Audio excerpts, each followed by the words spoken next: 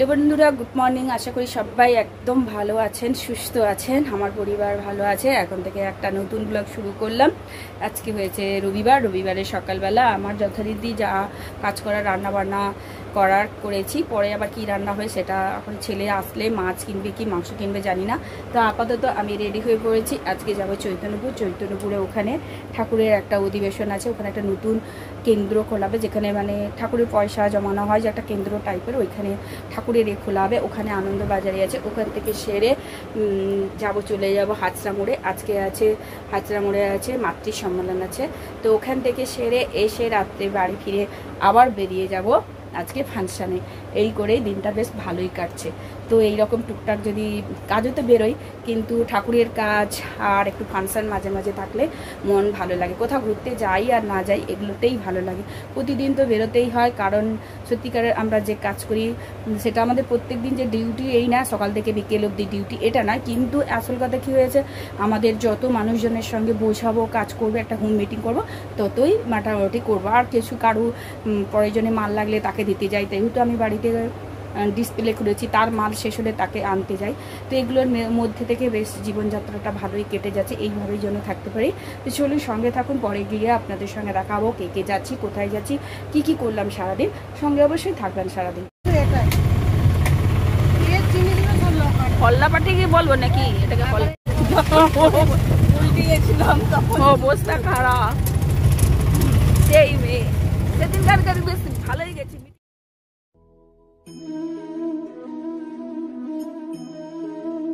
একদম ঠাকুরের কাছে আগে ঠাকুরের দর্শন করলাম নেমে। আর এখান থেকেই শুরু হবে ঠাকুরের গান বাজনা, অনেক কিছু। সারাদিন ঠাকুরের কাছেই বেশি সময়টাই আমাদের কেটে যাবে। তারপর রাত্রিবেলা একদম গিয়ে ফাংশন। চলুন, আপনাদের তো গান শোনাতে পারবো না, তো কিছু কিছু জিনিস আপনাদের শোনা।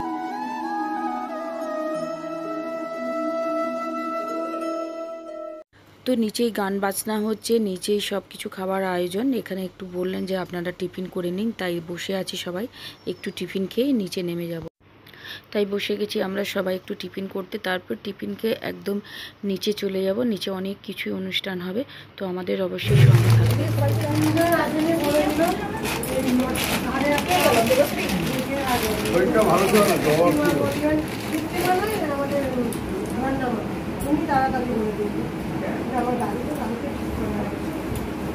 কাকু কি এক্ষুনি নামলেন? ডাইরেক্ট বাসে একদম চলে আসছে না? ওই ছোট মিনি বাস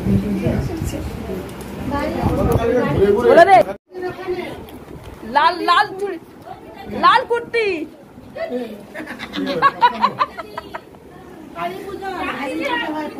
হ্যাঁ বল বল, বলবি তো বল।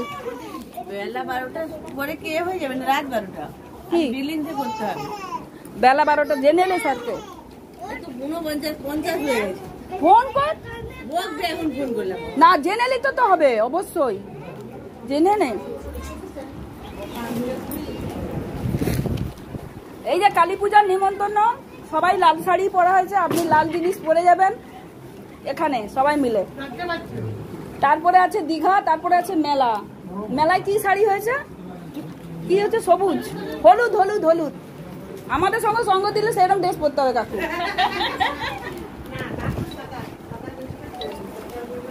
না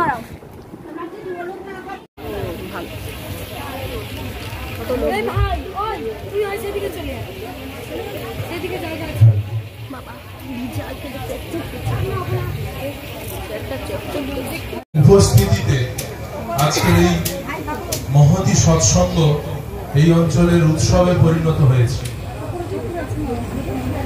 প্রত্যেকটা মানুষের জীবনে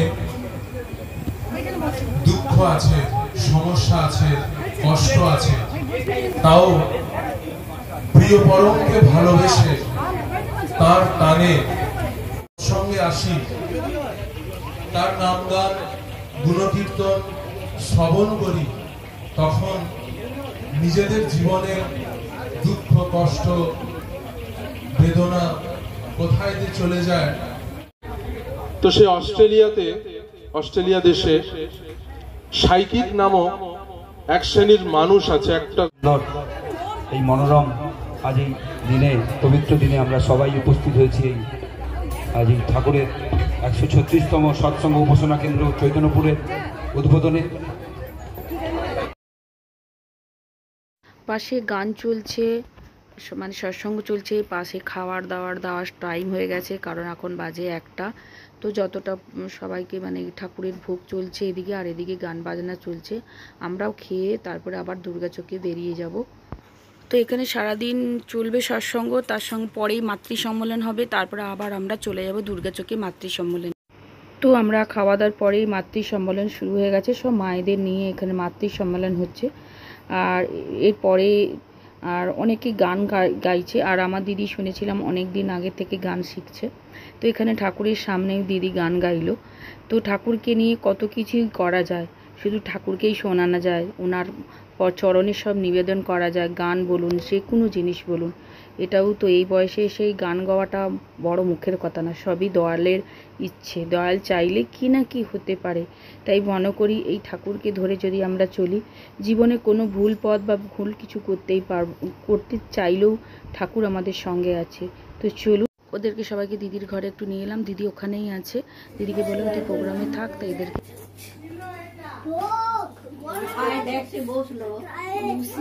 কতক্ষণ দাঁড়াবে বাবা, স্কুলে তুই দেখতে পেয়ে গেছি বসছে, অমনি যাবে বলে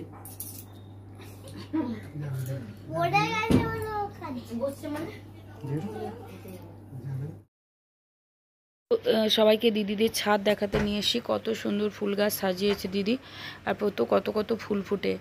আর ওরা সবাই একটু এলো, জল খেলো, সবাই বাথরুমে যাবে বলেই আমি নিয়ে এসেছিলাম। দিদিকে বললাম তোকে আসতে হবে না, ছেলে ছিল আর জামাইরা ছিল, চলুন এখান থেকে বেরিয়ে এবার যাব। চলছে ঘোরাঘুরি, আবার ওখানে অধিবেশন শেষ করে মাতৃ সম্মেলন করে আবার এখানে চলে এলাম। এখানে মাতৃ সম্মেলন হবে, অনেক কিছুই হবে, তারপর বাড়ি ফিরবো। আবার রাত্রিবেলা আমার এই বুদ্ধ আর বলে দিই দুজনের কথাটা, উঠুক উঠুক, দেখ দাঁড়িয়ে আছে এই যে তো চলে এসছে অনেকখান।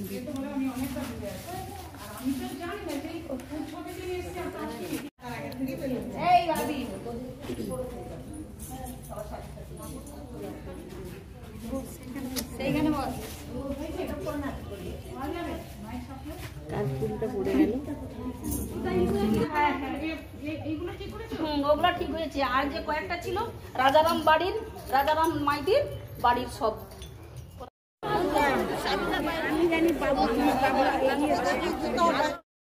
জুতা খুঁজা চলছে।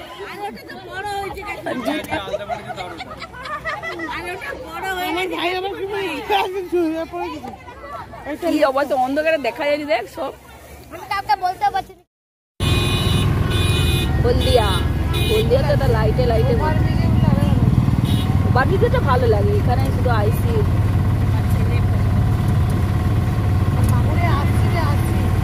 জলটা লাগা আমি যাচ্ছি, যে লাগে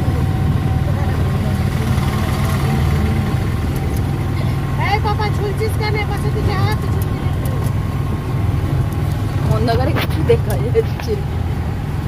ইভিনিং, এখন আজকেই লাস্ট প্রোগ্রাম, বেরিয়ে পড়েছি, এখন 7টা বাজে। তো আজকেই লাস্ট প্রোগ্রাম, তো চলুন প্রোগ্রাম ছাড়বো না, ঘরে বসে বসে গরমে কি করবো, বসে বসে তা গিয়ে প্রোগ্রামও এনজয় করা হবে, একটু মনটাও ভালো থাকবে। চলুন আপনাদেরও, আমিও যাচ্ছি, আপনারাও আমার সঙ্গে যতটা পারবো আপনাদের সামনে তুলে ধরবো। আর 8টা বেজে গেছে, এখনো আরম্ভ হয়নি, এই যে যাচ্ছি, প্রচুর মানে গরম লাগছে। আমার মেয়ের আর ছেলে সকালে ছোটোবেলা যে পড়তো সেই স্কুলটা আজকে আপনাদেরকে একটু দেখিয়ে নিয়ে যাবো।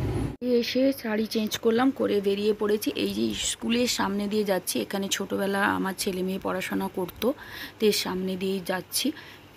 এই যে এটাতে আমার যখন ছোট ছিল ওরা পড়তো, এখন তো পাঁচিরটা অনেকটাই তুলে দিয়েছে, আগে ছোটো পাঁচির থাকতো, দেখা যেত স্কুলটা সব। আর এই হয়েছে যাচ্ছি, আর যে মাঠে প্রোগ্রাম হয় সবসময় 26শে জানুয়ারি, 15ই আগস্ট এবং বাজি সব কিছু ওই আইসির মাঠেই হয়, যেহেতু এটা আইসির প্রোগ্রাম চলছে। এখনও কোথায় সাউন্ড শোনা যায়নি, তাহলে এখনো শুরু হয়নি। চলুন, এই যে মাঠ দেখা যাচ্ছে, মাঠটা দেখা যাচ্ছে বলছি। স্কুলের প্রোগ্রাম হতো এই মাঠেই হতো, তো চলে এলাম, মাঠে প্রবেশ করে ফেলেছি। চলুন সঙ্গে থাকুন, অবশ্যই আছে প্রোগ্রাম। তো এটা কলকাতা থেকে এসে এরপরেও একটা নাচের টিম আছে। তো চলুন, আজকে তাড়াতাড়ি শেষ হয়ে যাবে, তো তাড়াতাড়ি চলে যাব বাড়ি। তো চলুন আমাদের সঙ্গে অবশ্যই থাকুন। রিফাইনারি এমপ্লয়িজ ইউনিয়নের প্রেসিডেন্ট শুভেন্দু চক্রবর্তী মহাশয় এবং হলদিয়া রিফাইনারি এমপ্লয়িজ ক্লাবের সম্পাদক মানস কুমার গুলিয়া মহাশয়কে আপনাদেরকে মঞ্চে আসার জন্য অনুরোধ করব।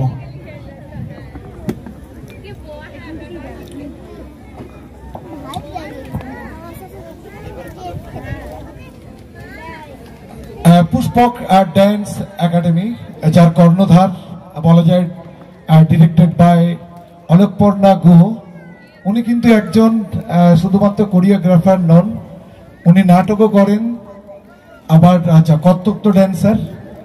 আমরা বিরাট স্ট্রাগল থাকে। আমরা মনে করি আমরা এই সময়টাতে দাঁড়িয়ে যে স্ট্রাগলটা করছি, আমাদের কাজ, পারিবারিক জীবন, সমস্ত কিছুকে ব্যালেন্স করার চেষ্টা, মেয়েদের যে লাঞ্ছনা বঞ্চনা সহ্য করতে হয় সেগুলোর জন্য, সেগুলোর বিরুদ্ধে যুদ্ধ করা।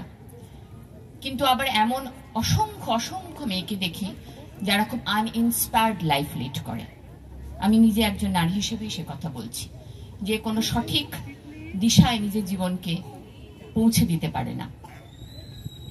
80 বছর আগে ডায়াসপোরা ইন্ডিয়াতে এই এতগুলো প্রায় 2000 মেয়ে নেতাজির দ্বারা উজ্জীবিত হয়ে যে অদ্ভুত এক কর্মযজ্ঞের মধ্যে 2 বছর সামিল হয়েছিল, সেটা নিয়ে যখন পড়াশোনা করতে শুরু করলাম তখন আমার কাছে সেটা রোমহর্ষক বলে মনে হয়েছে। সেই জীবন কাটানো তো খুব কষ্টের ব্যাপার, খুব কঠিন ব্যাপার। আমরা স্টেজে কাটাচ্ছি। এই প্রোডাকশনে যখন রিহার্সাল করতাম তখন আমি ফিল করতাম যেন আমাদের রিহার্সাল রুমটার বাইরে কোথায় একটা যেন পৌঁছে গেছি। বিশ্বাস করুন, এই পোশাকটা যখন গায়ে ওঠে তখন যেন মনে হয় ওই চশমা পরা টুপি পরা মানুষটার পায়ের তলায় একটুখানি বোধহয় স্থান পেলাম। আমরা এই যে সহজ, সেই হিসেবে এখন আমরা একটা সহজ। Good night, good night, good night, good night, good night. আজ খুব তাড়াতাড়ি প্রোগ্রাম শেষ হয়ে গেছে। 10টা কোথায় যাবো, 10:20, 11টা যাবে বলে। আজকে 11:45 বেজে দেয়, তোকে তাড়াতাড়ি পৌঁছে দিলাম। তো প্রতিদিন দেরি হয়, ঘুম টুম হয়নি বলে, তাই জন্য এই যে আমরা দুজনে একই রকম শাড়ি পরেছিলাম, স্টেজে উঠবো বলে ভুলে গেছি। শোনোটা